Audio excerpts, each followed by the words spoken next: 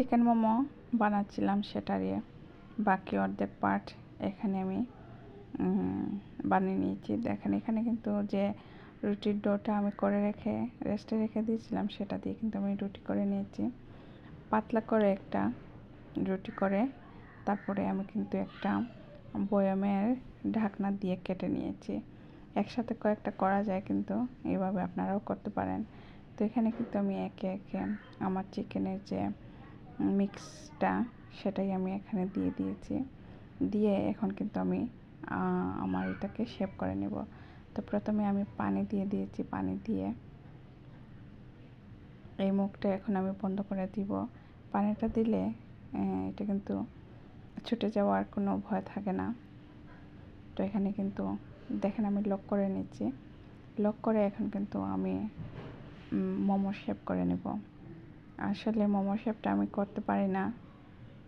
মোমো শেপটা করা আমার কাছে খুবই কঠিন লাগে। তো শেপ যাই হোক, খেতে কিন্তু অনেক মজা হয়েছিল। এখানে আমি প্রথমে মুখ বন্ধ করে তারপরে কিন্তু দেখেন একটা কাঁটা চামচের সাহায্যে মুখটাকে আবারও আমি ভালোভাবে আটকে দিচ্ছি, যেন চিকেনটা বের হয়ে না যায়।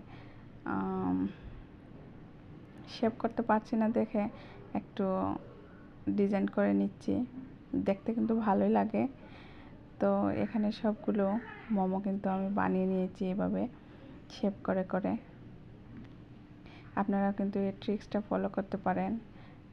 দেখতে একটু পিঠার মতো লাগলেও খেতে কিন্তু অসাধারণ হয়েছিল।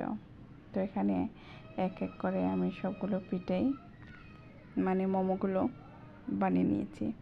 বানিয়ে এখন কিন্তু আমি চলে যাব ভাপে দিতে। দেখেন এখানে কিন্তু আমি অর্ধেক মোমো বানিয়ে নিয়েছি, বানিয়ে এখন ভাপে চলে যাব। অনেকে এটা কিন্তু পানি এবং হালকা তেল দিয়ে ফ্রাই করে নেয়। তো আমি কিন্তু এখানে ভাপ করে নিয়েছি। ভাপ করে এখানে টমেটো সসের সাথে একটু ডেকোরেশন করে নিয়েছি। এখানে যে টমেটো সসটা আমি দিয়েছি, টমেটো সসের রেসিপি কিন্তু আমি পোস্ট করে দিব। আমি টমেটো সসটা নিজে ঘরে বানিয়েছি। তো এখন কিন্তু আমি ডেকোরেশন করে বাচ্চাদের খেতে দিয়ে দিব। আসলে কষ্ট করে কিছু বানালে বাচ্চারা যদি পছন্দ করে খায়, তখন কিন্তু কষ্ট সার্থক হয়ে যায়।